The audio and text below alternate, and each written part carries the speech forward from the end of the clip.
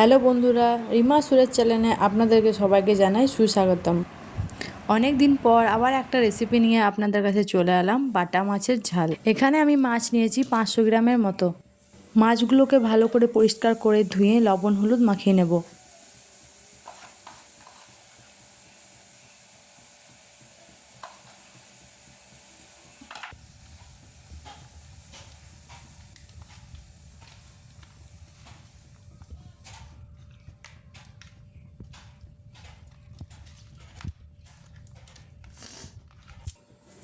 এরপর একটা শিলনোড়ার মধ্যে পেঁয়াজ, কাঁচা লঙ্কা, আদাটা বেটে নেব।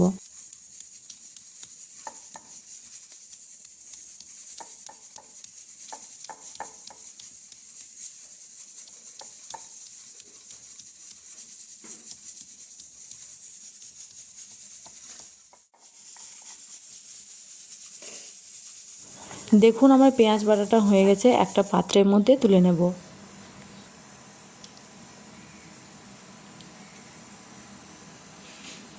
এরপর আমি সর্ষে, কাঁচা লঙ্কা, পোস্ত বেটে নেব।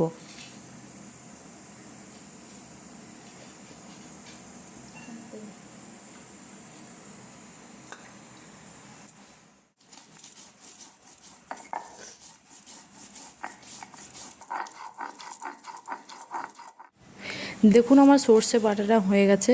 এরপর আমি দুটো টমেটো কেটে নেব। দেখুন আমার সব রেডি হয়ে গেছে। এবার কড়াই চাপিয়ে কড়াইয়ের মধ্যে তেল গরম করে মাছগুলোকে সব ভেজে নেব।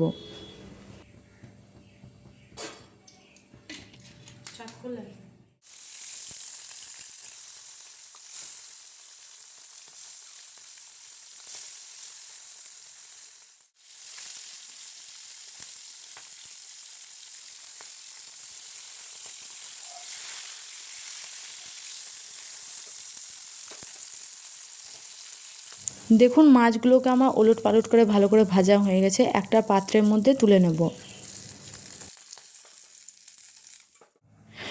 এবার ওই কড়াইয়ে একটু সর্ষের তেল দিয়ে কেটে রাখা টমেটোগুলোকে দিয়ে দেব।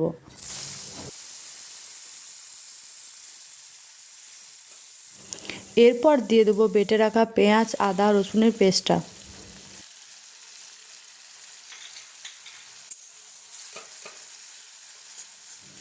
এরপর আমি স্বাদ অনুযায়ী লবণ, হলুদ, জিরে গুঁড়ো, লঙ্কার গুঁড়ো দিয়ে দেবো। সব কিছু দেওয়া হয়ে গেলে মশলাটাকে 2 থেকে 3 মিনিট ভালো করে কষিয়ে নিতে হবে। এরপর আমি দিয়ে দেবো বেটে রাখা কাঁচা লঙ্কা, পোস্ত আর সর্ষেটা।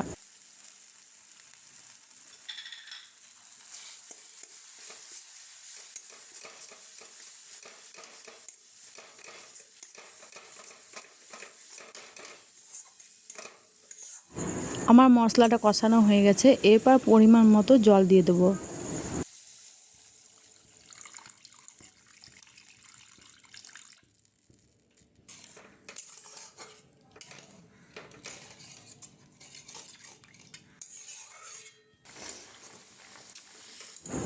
দেখুন জলটা দেওয়ার পর ঝোলটা একটু ফুটছে, তারপর আমি মাছগুলোকে এক এক করে দিয়ে দেবো। মাছগুলো সব দেওয়া হয়ে গেলে 2 থেকে 3 মিনিট ফুটিয়ে নিতে হবে।